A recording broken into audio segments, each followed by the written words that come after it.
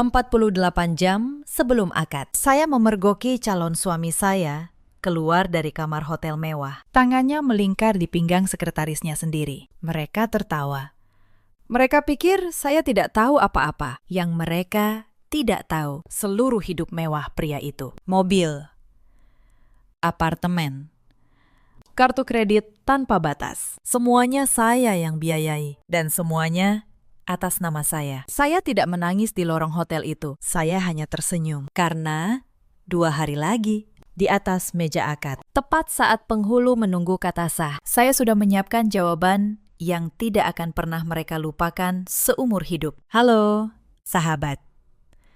Selamat datang kembali di kanal cerita ini. Kisah hari ini tentang seorang perempuan yang dianggap remeh karena terlalu sibuk, terlalu mandiri, terlalu matre, kata mereka. Padahal dialah yang menanggung semua. Simak sampai akhir. Bagian penutupnya akan membuat kalian puas. Tuliskan kota kalian di kolom komentar supaya saya tahu dari mana kalian menemani cerita ini. Nama saya Anindya Kusuma, 38 tahun, Direktur Keuangan sekaligus pemegang saham mayoritas di sebuah grup perusahaan logistik di kawasan Sudirman. Sudah 12 tahun saya membangun semuanya dari nol. Saya terbiasa membaca angka yang tidak pernah berbohong. Meski manusia di sekitar saya seringkali berbohong. Saat itu sore, di butik pengantin kawasan Kebayoran Baru. Ruangan penuh gaun yang berkilau. Aroma melati di sudut ruangan seharusnya menenangkan. Tapi hati saya justru sedang sangat dingin. 2 hari lagi, saya akan menikah dengan Reza Pratama. 40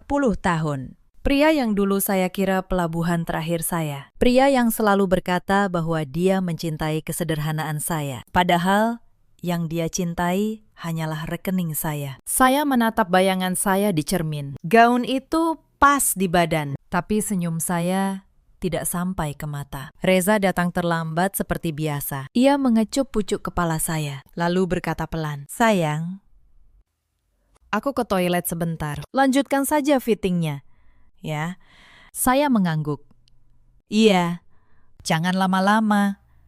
Ia keluar dan saya tahu ia tidak benar-benar ke toilet. Saya tahu karena 3 jam sebelumnya asisten pribadi saya, Kinanti, sudah mengirimkan sesuatu ke ponsel saya. Sesuatu yang mengubah segalanya. Mari saya ceritakan dari awal bagaimana saya bisa berada di titik ini. Saya bertemu Reza 4 tahun lalu di sebuah acara amal. Ia tampan, pandai bicara, dan tampak begitu perhatian. Saat itu, saya perempuan yang sudah lelah. Lelah membangun perusahaan sendirian. Lelah pulang ke apartemen yang gelap dan kosong. Ketika Reza hadir dengan segala kehangatannya, saya merasa akhirnya ada seseorang yang melihat saya sebagai perempuan, bukan sekedar mesin penghasil uang. Saya jatuh terlalu dalam, terlalu cepat.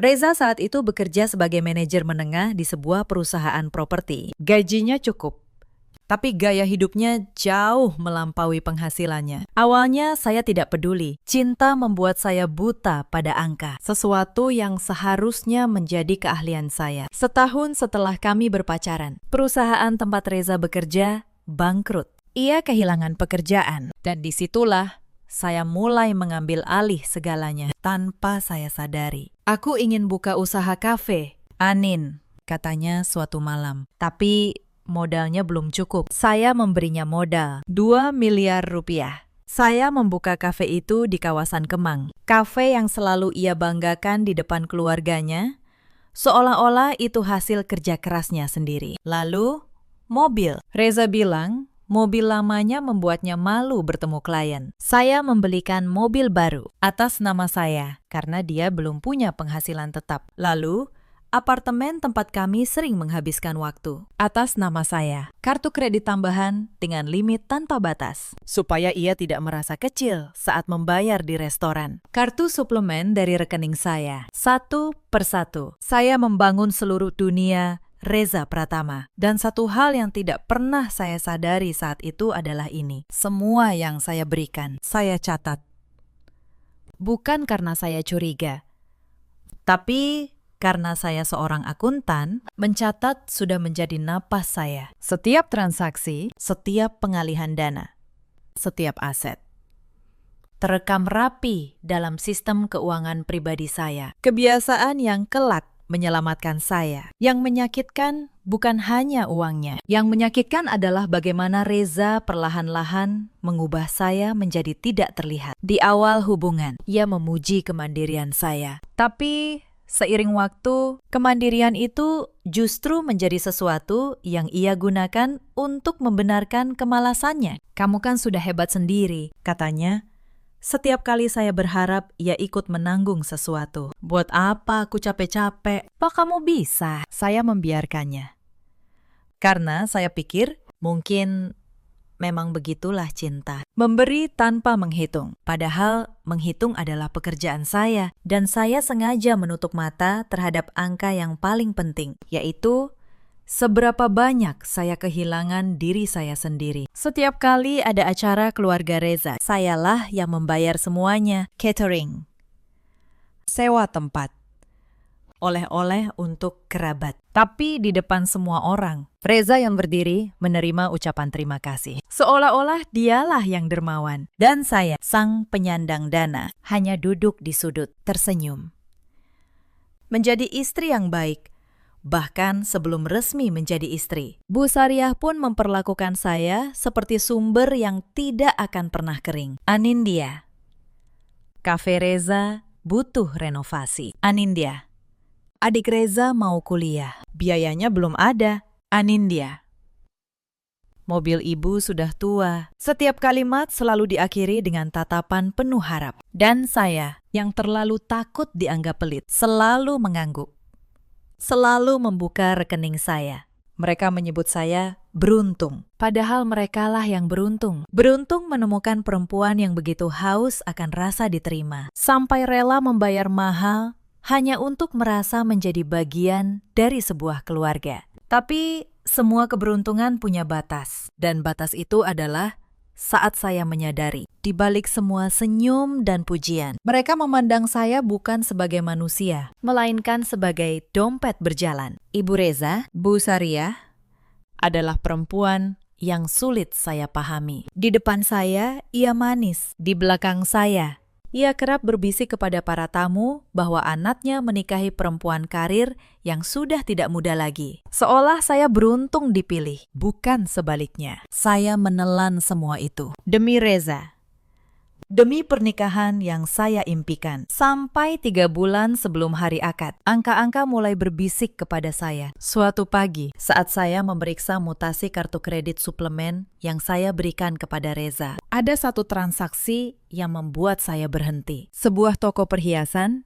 di Menteng. Nominalnya 80 juta rupiah. Saya tidak pernah menerima perhiasan apapun dari Reza. Tidak satupun. Saya tidak langsung menuduh. Saya hanya mencatat. Lalu saya menunggu. Seminggu kemudian, muncul lagi sebuah butik mewah, 35 juta. Lalu, sebuah klinik kecantikan ternama. Lalu, sebuah agen perjalanan. 2 tiket ke Bali untuk tanggal yang bahkan bukan tanggal kami berdua. Setiap transaksi adalah sebuah kalimat. Dan kalimat-kalimat itu mulai membentuk sebuah cerita yang tidak melibatkan saya di dalamnya. Saya memanggil Kinanti, asisten pribadi saya yang sudah saya percaya selama 8 tahun. Saya tidak menangis di depannya. Saya hanya menyerahkan rekap mutasi itu dan berkata, "Kinanti, saya butuh kamu mencari tahu untuk siapa semua ini." Kinanti menatap saya lama. "Ibu yakin?"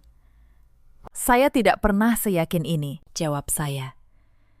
3 minggu Kinanti bekerja diam-diam, dan apa yang ia bawa kembali jauh lebih buruk dari yang saya bayangkan. Setiap beberapa hari, Kinanti datang ke ruang kerja saya dengan 1 lembar informasi baru. Awalnya hanya jejak transaksi, lalu nama tempat, lalu pola. Reza selalu pergi pada hari Rabu sore dengan alasan rapat dengan pemasok kafe. Padahal pada hari-hari itu, ia justru terlihat di sebuah restoran mahal di kawasan SCBD bersama seorang perempuan muda. Kinanti menunjukkan saya beberapa foto. Diambil dari jauh, tapi cukup jelas. Reza dan perempuan itu duduk berhadapan, tertawa.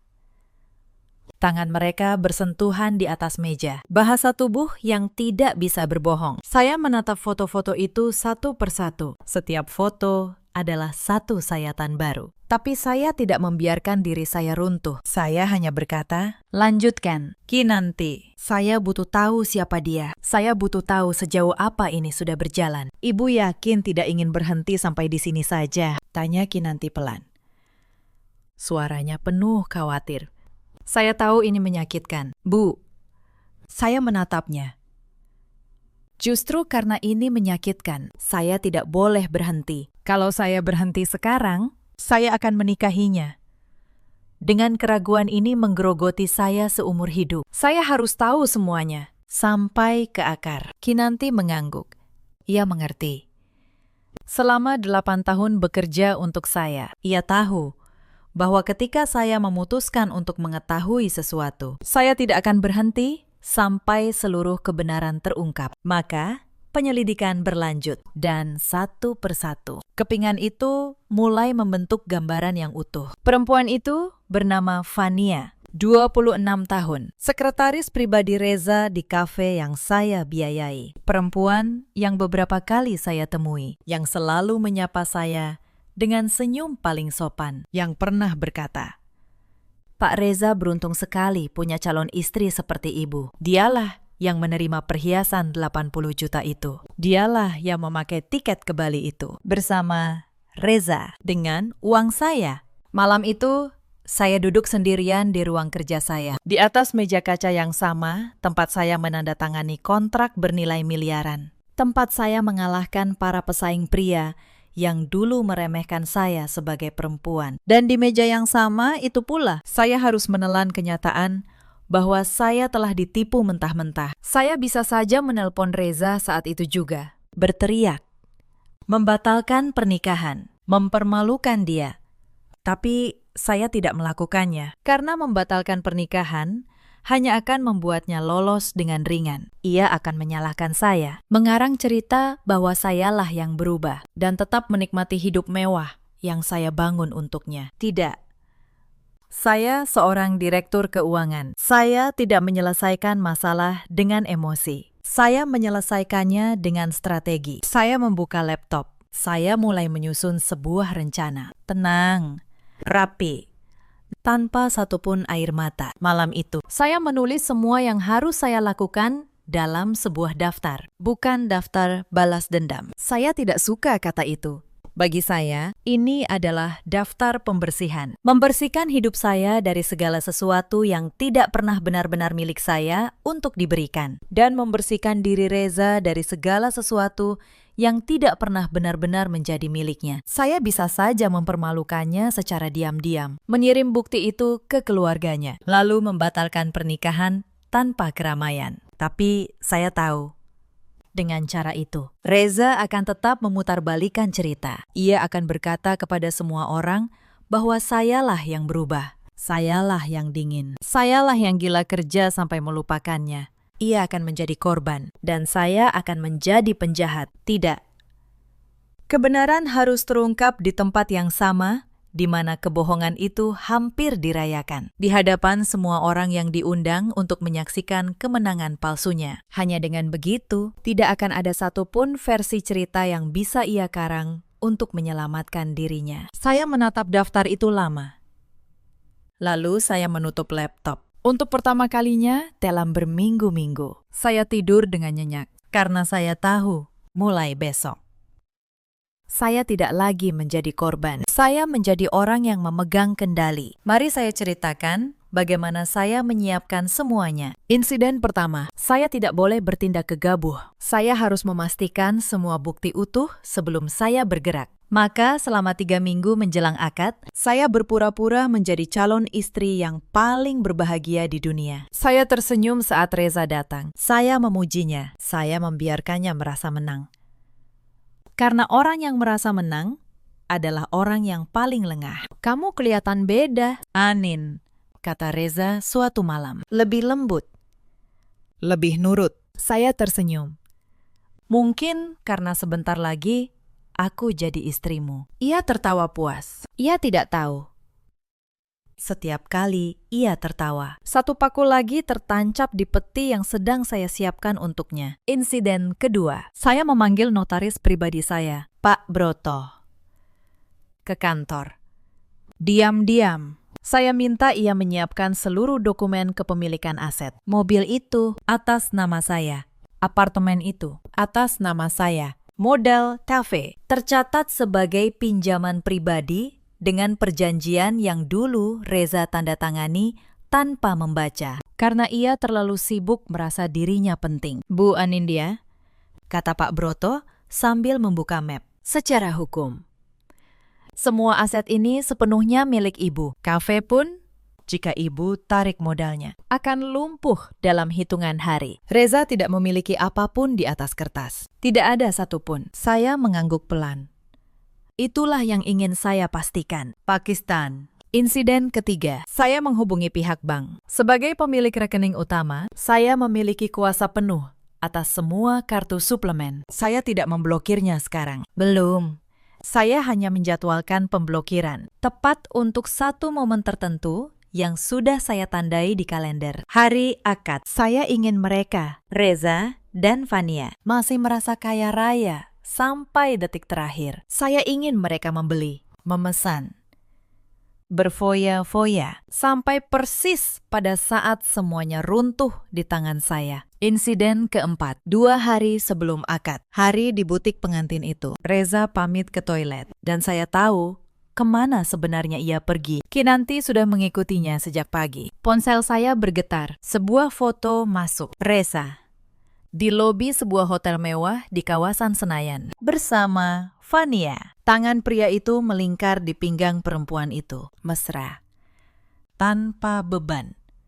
Seolah dunia milik mereka berdua. Saya menatap foto itu lama sekali. Anehnya, saya tidak lagi merasa sakit. Saya hanya merasa dingin. Sedingin angka di neraca yang tidak pernah berbohong. Saya membalas pesan Kinanti dengan satu kalimat. Rekam semuanya. Kita butuh semua, sampai detail terkecil. Insiden kelima, malam itu, di rumah. Bu Sariah menelponku. Suaranya manis, bercampur sombong. Anindya, ibu dengar kamu sudah siapkan semuanya untuk akad. Bagus. Reza memang beruntung. Tapi ingat ya, nak, jadi istri itu harus tahu diri. Jangan karena kamu punya uang, lalu kamu mengatur suami. Saya menggenggam telepon erat-erat. Lalu saya menjawab dengan tenang. Tentu, Bu. Saya selalu tahu persis apa yang saya atur. Bu Sariah tertawa. Mengira saya tunduk. Ia tidak menangkap arti sebenarnya dari kalimat saya. Setelah menutup telepon, saya kembali memeriksa semua persiapan. Saya menelpon Pak Broto sekali lagi malam itu. Pakistan, saya ingin memastikan satu hal. Jika Reza menuntut balik secara hukum setelah ini, apakah ada celah? Pak Broto menjawab dengan tegas. Tidak ada. Bu, semua dokumen sah dan kuat. Mobil dan apartemen jelas atas nama ibu. Perjanjian pinjaman kafe ditandatangani Reza di atas meterai. Disaksikan 2 orang. Kartu kredit adalah suplemen dari rekening utama ibu. Sepenuhnya hak ibu untuk mencabutnya kapan saja. Secara hukum, ibu berdiri di atas tanah yang sangat kokoh. Reza yang justru bisa dijerat jika ibu mau menempuh jalur penipuan. Saya tidak ingin memenjarakannya, kata saya pelan. Saya hanya ingin mengembalikan semuanya ke tempat yang benar. Itu sudah cukup. Saya mengerti. Bu, jawab Pak Broto. Dan izinkan saya berkata, sebagai notaris yang sudah lama bekerja dengan ibu, ini adalah keputusan yang paling bijak yang pernah saya saksikan dari seorang klien yang dikhianati. Ibu tidak menghancurkan dengan kebencian. Ibu hanya menegakkan kebenaran dengan hukum. Saya menutup telepon dengan perasaan yang lebih mantap dari sebelumnya. Semua kepingan sudah di tempatnya. Tinggal menunggu hari itu tiba. Insiden ke-6. Sehari sebelum akad, Reza datang ke apartemen dengan wajah berseri. Ia membawa karangan bunga. Sesuatu yang hampir tidak pernah ia lakukan. Untuk calon istriku, katanya. Saya tahu bunga itu dibeli dengan kartu saya. Saya menerimanya dengan senyum. Terima kasih, Mas. Kamu selalu tahu cara membuatku terharu. Ia duduk, lalu mulai berbicara tentang masa depan, tentang rencana memperbesar kafe, tentang membeli rumah yang lebih besar, tentang investasi yang ia ingin saya danai. Setelah kita menikah, katanya, semua harta kita kan jadi milik berdua, ya. Anin, biar lebih mudah aku mengelolanya. Disitulah saya mengerti rencananya yang sebenarnya. Pernikahan ini bukan tentang cinta, ini tentang akses. Begitu kami sah, ia ingin tangannya bisa menjangkau semua yang saya miliki secara hukum.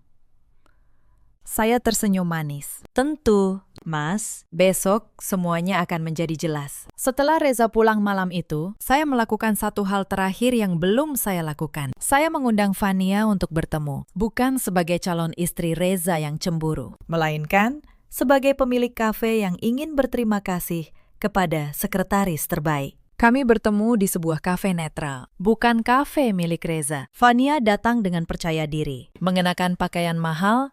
Lagi-lagi, saya tahu dibeli dengan kartu saya, Bania. Kata saya, ramah. Saya dengar kamu sangat membantu Reza mengelola kafe. Saya hanya ingin memastikan, setelah saya dan Reza menikah, kamu akan tetap nyaman bekerja bersama kami. Ia tersenyum. Sedikit kaku. Tentu, Bu. Saya senang bekerja untuk Pak Reza. Beliau atasan yang baik. Atasan yang baik. Ulang saya pelan. Atau lebih dari itu. Wajahnya membeku sesaat. Lalu, ia tertawa, memaksakan. Maksud ibu apa? Saya tidak mengerti. Saya menatapnya tenang. Tidak apa-apa, Vanya. Saya hanya ingin tahu seberapa jauh kamu bersedia melangkah demi sesuatu yang sebenarnya bukan milikmu. Tapi tak apa-apa, kita lihat saja besok. Saya berdiri, meninggalkan secangkir kopi yang tidak saya sentuh, dan meninggalkan Fania yang terdiam dengan wajah pucat. Saya tahu, malam itu ia pasti menelpon Reza dengan panik. Dan saya juga tahu, kepanikan itulah yang akan membuat mereka semakin lengah. Orang yang panik selalu membuat kesalahan. Insiden ke-7, malam terakhir sebelum akad. Saya tidak tidur. Saya membuka kembali seluruh berkas. Foto-foto dari Kinanti, rekap mutasi kartu, dokumen kepemilikan dari Pak Broto, surat perjanjian pinjaman modal kafe yang ditandatangani Reza, dan satu rekaman suara yang bahkan tidak saya minta. Tapi Kinanti berhasil mendapatkannya. Rekaman itu adalah suara Reza di sebuah kafe. Berbicara dengan Fania, saya memutarnya. Dan untuk pertama kalinya, dalam 3 bulan, tangan saya gemetar. Sabar ya, sayang, kata suara Reza dalam rekaman. 2 hari lagi, aku resmi jadi suami si tua itu. Begitu sah. Semua hartanya bisa kuurus. Kafe, apartemen, semuanya. Kita tinggal nikmati. Lalu, suara Fania tertawa kecil. Aku cuma takut dia curiga. Mas, curiga apa? Dia itu cuma perempuan yang haus diperhatikan. Dikasih senyum sedikit saja, sudah luluh. Dia tidak akan pernah tahu. Saya menghentikan rekaman. Saya menatap langit-langit kamar yang gelap. Dia tidak akan pernah tahu. Ulang saya pelan, untuk diri saya sendiri. Lalu saya tersenyum tipis. Sayang sekali. Reza, aku tahu segalanya. Bahkan lebih dari yang kalian kira. Insiden ke-8, subuh hari akad. Saya bangun lebih awal dari siapapun. Saya menghubungi Pak Broto sekali lagi, memastikan semua dokumen siap dibawa. Saya menghubungi pihak bank, memastikan perintah pemblokiran akan aktif tepat pukul 10 pagi, jam saat akad dijadwalkan dimulai. Saya menyiapkan satu map tipis berwarna coklat yang akan saya bawa sendiri ke meja akad. Lalu, saya berdiri di depan cermin, mengenakan kebaya pengantin saya. Putih, anggun, sempurna. Saya menatap mata saya sendiri di cermin. Kali ini, senyum saya sampai ke mata. Karena hari ini bukan hari pernikahan saya. Hari ini adalah hari saya mengambil kembali hidup saya. Kinanti masuk, membawa map coklat itu. Semua sudah siap. Bu, tim sudah di posisi. Notaris sudah menunggu di dekat gedung. Saya menerima map itu. Bagus. Mari kita selesaikan ini dengan elegan. Sebelum berangkat, saya berdiri sejenak di depan jendela apartemen, memandang kota yang masih sepi di pagi buta. Saya teringat malam-malam ketika saya begadang menutup laporan keuangan perusahaan, sementara Reza tidur nyenyak di kamar sebelah, tanpa pernah bertanya seberapa lelah saya. Saya teringat saat-saat ia memamerkan kafe itu kepada teman-temannya, menyebut dirinya pengusaha sukses. Sementara saya hanya tersenyum di sudut ruangan, menjadi bayangan dari kerajaan yang saya bangun sendiri. Saya teringat ulang tahun saya tahun lalu, ketika Reza lupa, lalu buru-buru membelikan saya hadiah dengan kartu kredit saya sendiri. Saya teringat bagaimana Bu Sariah pernah berkata di sebuah acara keluarga, cukup keras agar saya dengar, bahwa perempuan yang terlalu sibuk berkarir biasanya tidak pandai mengurus rumah tangga. Saat itu, saya hanya diam. Saya selalu diam. Tapi diam saya bukan kelemahan. Diam saya adalah cara saya mengumpulkan kekuatan. Dan pagi ini, diam itu akan berbicara untuk terakhir kalinya, dengan cara yang paling lantang. Di perjalanan menuju gedung, ponsel saya bergetar sekali lagi. Sebuah pesan dari Reza. Selamat pagi calon istriku. Hari ini hari terindah dalam hidup kita. Aku menunggumu di pelaminan. Diikuti emoji hati. Saya menatap pesan itu lama. Betapa lihainya ia berpura-pura. Betapa mudahnya kata-kata manis itu mengalir dari mulut yang 2 hari lalu menyebut saya si tua di telinga perempuan lain. Saya tidak membalas pesan itu. Tapi dalam hati saya menjawab, ya, Reza. Hari ini memang akan menjadi hari yang tidak akan pernah kamu lupakan. Hanya saja, bukan karena alasan yang kamu bayangkan. Saya menutup ponsel. Saya menatap ke depan, ke jalan yang membentang menuju gedung tempat segalanya akan berakhir. Dan untuk pertama kalinya, saya merasa benar-benar tenang. Tenang, seperti seorang jenderal yang tahu setiap langkah pertempurannya sudah diperhitungkan. Dan kemenangan hanya tinggal menunggu waktu. Gedung resepsi itu megah. Karangan bunga di mana-mana. Aroma melati dan mawar memenuhi udara. Para tamu undangan, rekan-rekan bisnis saya, keluarga Reza. Semua sudah hadir, mengenakan pakaian terbaik mereka. Reza berjalan di samping saya dengan dagu terangkat. Sesekali ia melambaikan tangan kepada rekan-rekan bisnis saya, seolah-olah dialah otak di balik kerajaan bisnis yang berdiri di hadapannya ini. Ia tampak begitu yakin, begitu menang di barisan depan.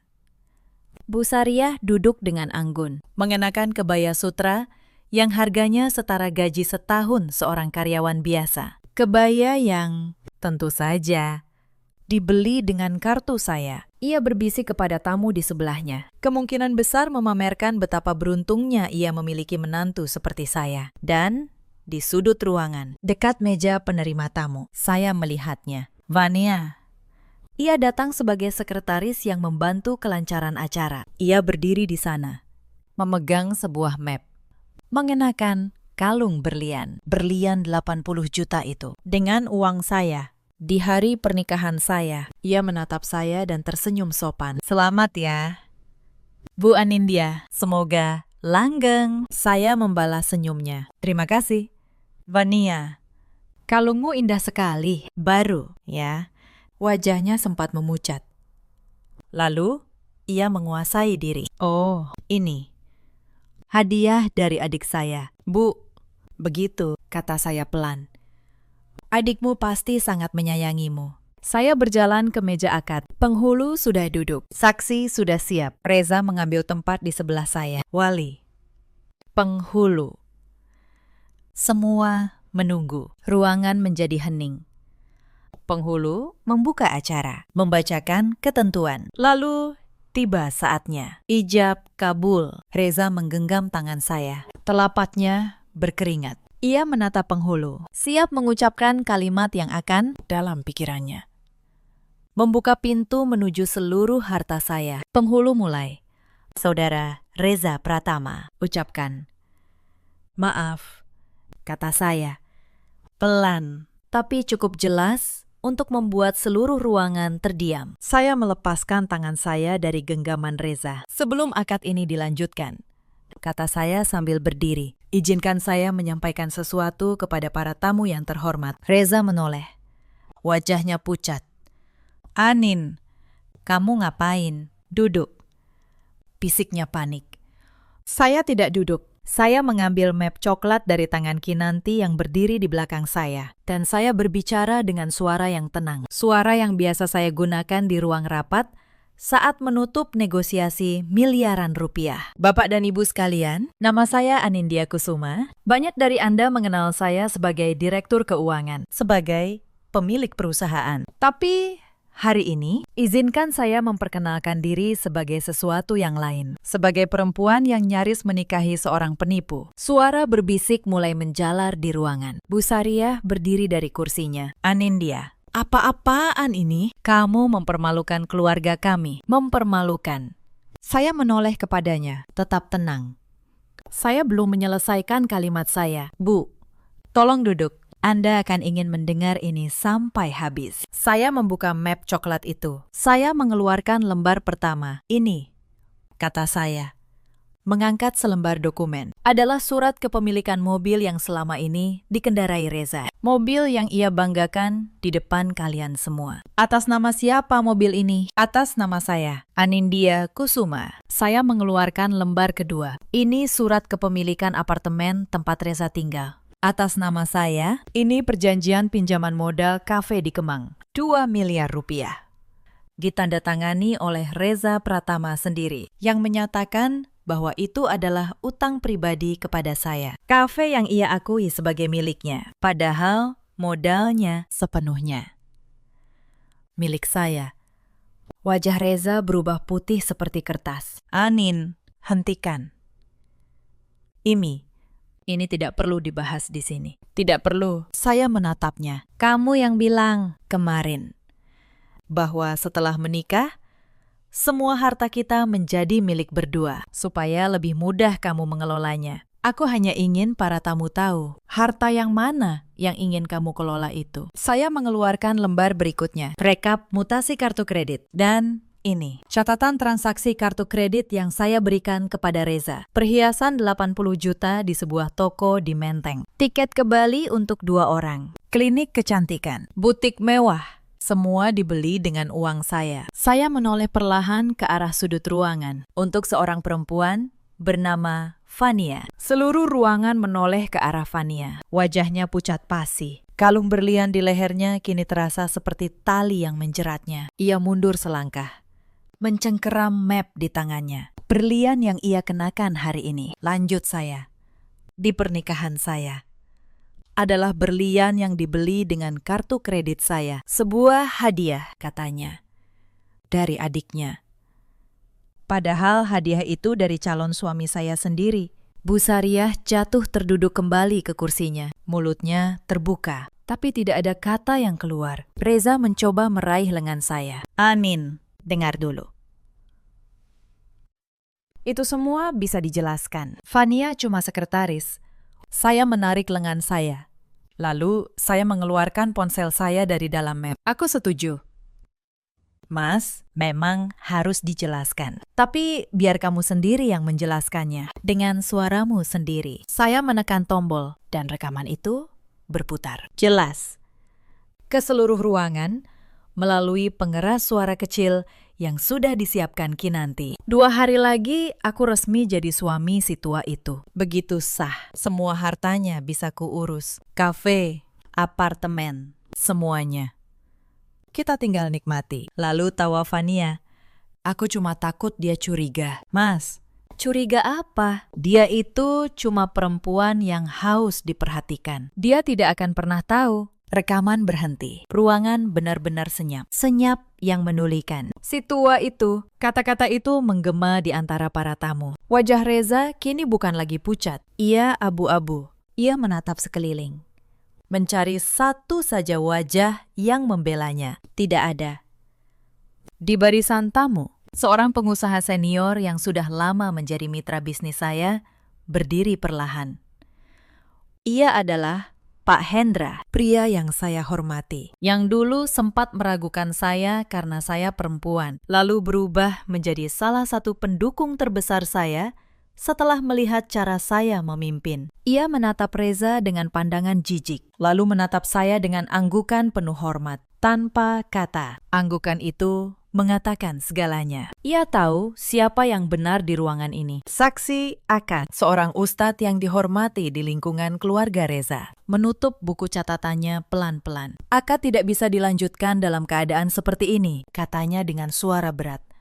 Pernikahan dibangun di atas kejujuran, dan kejujuran itu hari ini sudah hancur sebelum dimulai. Ia menatap Reza. Nak, kamu harus bertanggung jawab atas apa yang sudah kamu lakukan.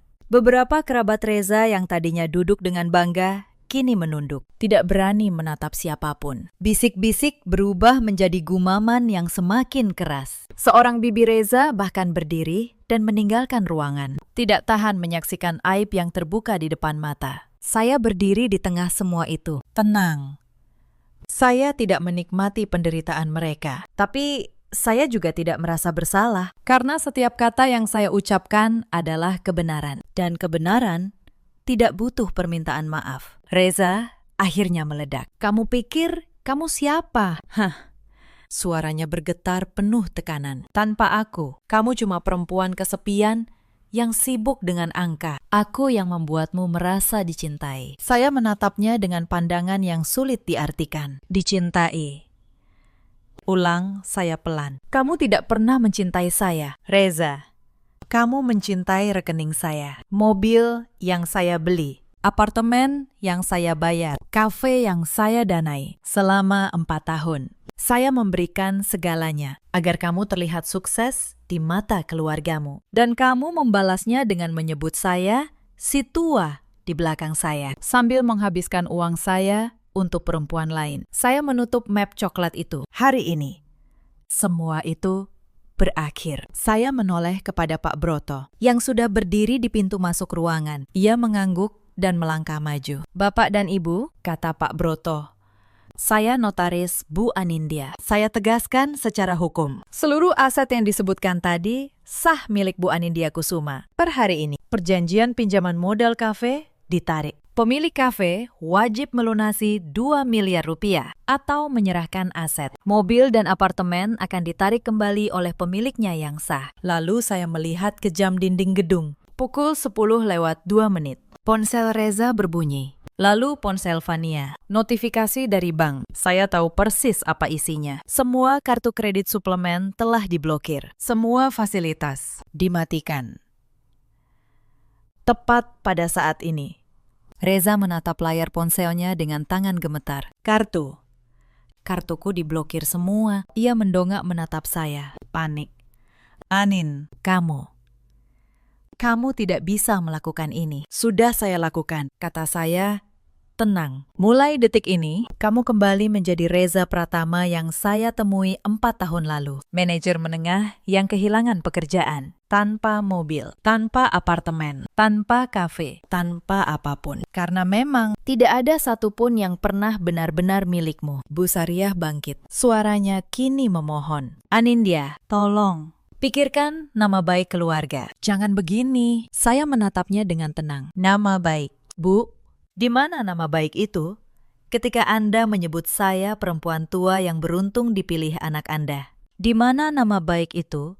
Ketika anak Anda menghabiskan uang saya untuk perempuan lain. Saya menjaga nama baik keluarga ini selama 4 tahun. Bu, dengan uang saya. Hari ini, saya kembalikan nama baik itu kepada Anda. Silahkan jaga sendiri. Saya berjalan ke arah Fania, yang masih berdiri membeku di sudut. Saya berhenti tepat di depannya. Saya menatap kalung berlian itu, lalu menatap matanya. Kalung itu, kata saya pelan, boleh kamu simpan. Anggap saja itu satu-satunya hal nyata yang pernah kamu dapatkan dari hubungan ini. Karena pria yang kamu rebut itu, mulai hari ini, tidak punya apa-apa lagi untuk diberikan kepadamu. Wajah Fania hancur. Ia menatap Reza, yang kini terduduk lemas di kursi akad. Dan untuk pertama kalinya, saya melihat ketakutan yang sama di mata mereka berdua. Ketakutan orang yang baru saja kehilangan segalanya. Fania menoleh ke arah Reza. Suaranya bergetar.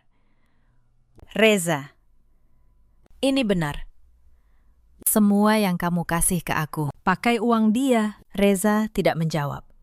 Ia hanya menunduk, tidak berani menatap siapapun. Dan diam itu adalah jawaban yang paling jujur yang pernah ia berikan sepanjang hubungan kami. Fania melepaskan kalung berlian dari lehernya dengan tangan gemetar. Seolah benda itu tiba-tiba membakar kulitnya. Ia meletakkannya di atas meja penerima tamu, lalu berbalik dan berjalan cepat keluar dari ruangan, menutupi wajahnya yang basah oleh air mata. Air mata yang saya tahu, bukan untuk Reza, melainkan untuk mimpi mewah yang baru saja runtuh di depan matanya. Bu Sariah masih terduduk di kursinya, tubuhnya gemetar. Ia menatap saya dengan mata yang basah. Anindya, Ibu minta maaf. Ibu tidak tahu Reza seperti ini. Tolong, jangan permalukan kami lebih jauh. Saya menatapnya. Untuk sesaat, ada bagian dari diri saya yang merasa kasihan. Tapi saya teringat semua kalimat merendahkan yang pernah ia lemparkan kepada saya. Saya teringat bagaimana ia selalu memandang saya sebagai sumber uang, bukan sebagai calon menantu yang ia hormati. Bu, kata saya pelan. Saya tidak datang ke sini untuk mempermalukan siapapun. Saya datang untuk mengambil kembali apa yang menjadi milik saya, termasuk harga diri saya. Jika Anda merasa malu hari ini, itu bukan karena perbuatan saya. Itu karena perbuatan anak Anda yang akhirnya terungkap. Saya hanya membuka tirainya. Saya menutup map coklat itu untuk terakhir kalinya. Wajah Fania hancur saat ia menghilang di balik pintu. Dan saya tahu, drama ini sudah mencapai akhirnya. Saya berbalik. Langkah saya mantap menuju pintu keluar. Para tamu memberi jalan, menatap saya dengan campuran kagum dan tidak percaya. Tidak ada tepuk tangan, tidak ada teriakan, hanya keheningan yang dalam. Jenis keheningan yang muncul ketika orang menyaksikan keadilan terjadi tepat di depan mata mereka. Di luar, matahari bersinar terang. Kinanti sudah menyiapkan mobil di depan lobi. Saya masuk, melepaskan hiasan kepala pengantin yang berat itu, dan meletakkannya di kursi sebelah. Kemana? Bu, tanya Kinanti.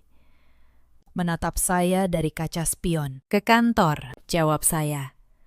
Kita punya perusahaan yang harus dikelola, dan masa depan yang jauh lebih cerah, tanpa beban siapapun. Mobil melaju meninggalkan gedung itu, meninggalkan drama yang sudah saya susun dengan sangat rapi. Dan untuk pertama kalinya, dalam waktu yang sangat lama, saya bisa bernapas dengan lega. Tapi cerita ini belum sepenuhnya selesai. Karma punya cara sendiri untuk menyelesaikan sisanya. 3 hari setelah hari yang seharusnya menjadi pernikahan saya, kabar mulai menyebar.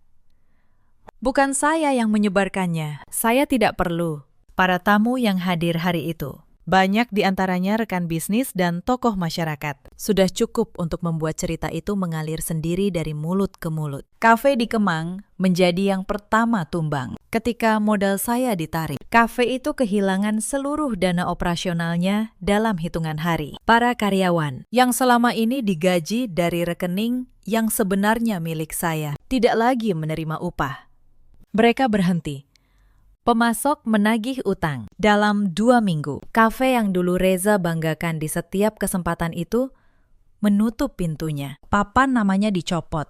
Tempat yang dulu menjadi simbol kesuksesan palsunya, kini menjadi ruko kosong yang disewakan kembali. Mobil mewah itu ditarik oleh perusahaan leasing yang bekerja sama dengan saya, karena secara hukum, kepemilikannya ada pada saya. Reza, yang terbiasa memamerkan mobil itu, kini harus naik kendaraan umum. Apartemen tempat ia tinggal pun harus ia kosongkan dalam 7 hari. Pak Broto mengurus semuanya, rapi, sesuai hukum, tanpa celah. Reza mencoba menghubungi saya. Puluhan kali, pesan demi pesan masuk.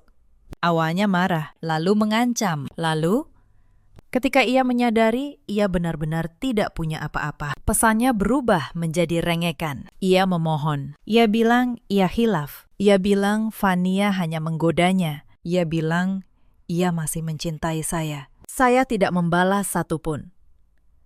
Bukan karena saya benci, tapi karena saya sudah tidak punya apapun untuk dikatakan kepada seseorang yang seluruh cintanya ternyata hanya seharga rekening bank. Fania menghilang lebih cepat dari yang saya duga. Begitu ia tahu Reza tidak lagi memiliki apapun, ia memutus semua kontak dengan pria itu. Perempuan yang dulu rela menerima berlian 80 juta itu, ternyata juga hanya mencintai apa yang bisa diberikan Reza, bukan Reza itu sendiri. Mereka berdua, yang dulu tertawa di lobi hotel mewah dengan uang saya, kini saling menyalahkan, saling membenci.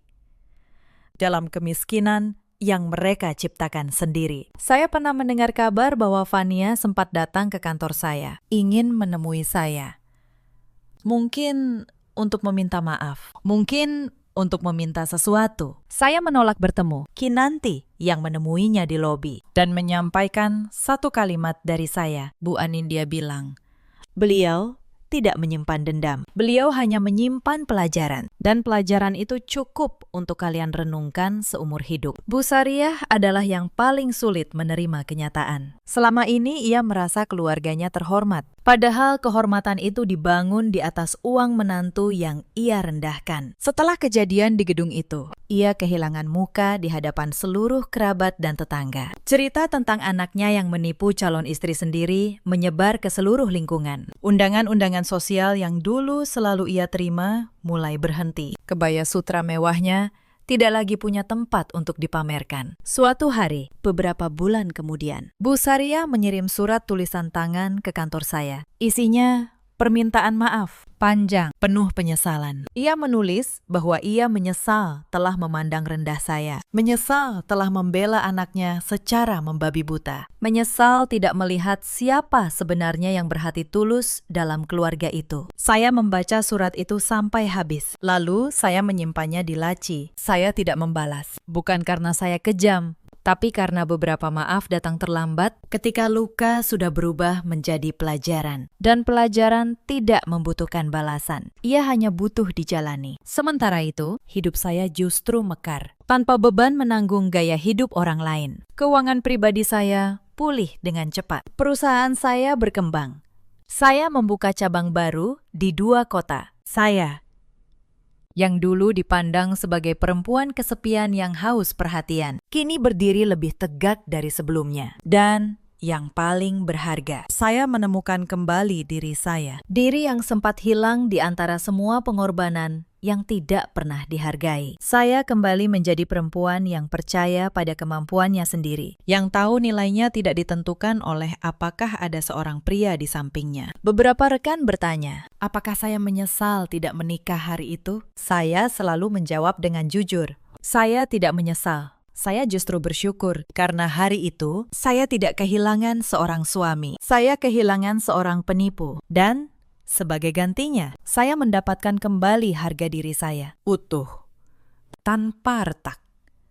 1 tahun berlalu sejak hari itu. Pagi ini saya duduk di teras rumah saya yang baru. Sebuah rumah sederhana, namun hangat di kawasan Cinere, yang saya beli dengan uang saya sendiri, untuk diri saya sendiri. Di atas meja ada secangkir teh, sepiring ikan goreng, sayur asem, dan sambal terasi. Sarapan yang sederhana, tapi terasa lebih nikmat daripada semua makan malam mewah yang dulu saya bayar untuk orang-orang yang tidak pernah menghargai saya. Tidak ada lagi yang menyebut saya si tua. Tidak ada lagi yang memandang rendah karir saya. Tidak ada lagi tangan yang diam-diam merogoh rekening saya. Yang ada hanya ketenangan. Ketenangan seorang perempuan yang akhirnya berhenti membayar untuk dicintai dan mulai mencintai dirinya sendiri tanpa syarat. Cerita ini mengajarkan satu hal kepada kita semua, bahwa kebaikan dan kemurahan hati adalah hal yang indah, tapi keduanya tidak boleh membuat kita kehilangan kewaspadaan. Jangan pernah membiarkan cinta membutakan kita pada kebenaran, dan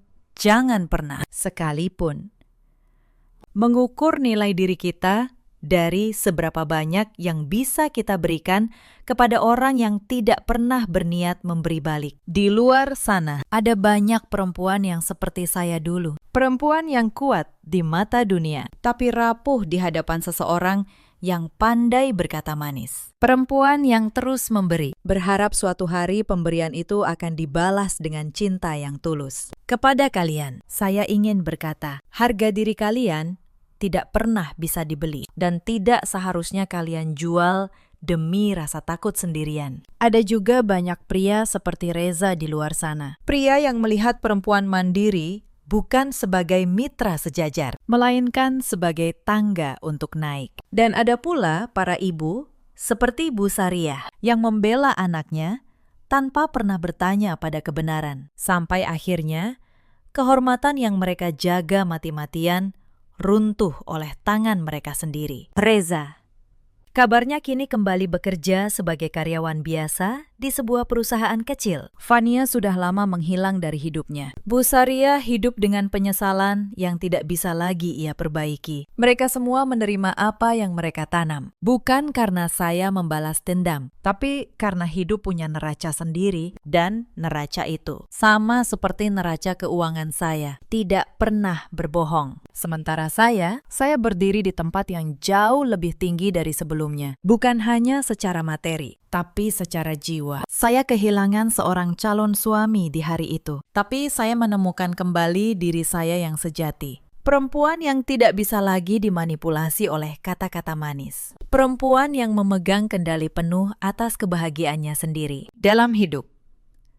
Kita semua punya pilihan. Kita bisa memilih untuk terus tinggal dalam luka atau bangkit dan menulis ulang akhir cerita kita sendiri. Saya memilih yang kedua, dan saya harap siapapun kalian yang sedang mendengarkan cerita ini, kalian juga memilih untuk bangkit. Ceritakan kisah kalian di kolom komentar. Mungkin ada di antara kalian yang pernah merasakan dikhianati oleh orang yang paling dipercaya. Saya ingin mendengarnya, karena disinilah kita saling menguatkan. Terima kasih sudah menemani sampai akhir. Sampai jumpa di kisah berikutnya.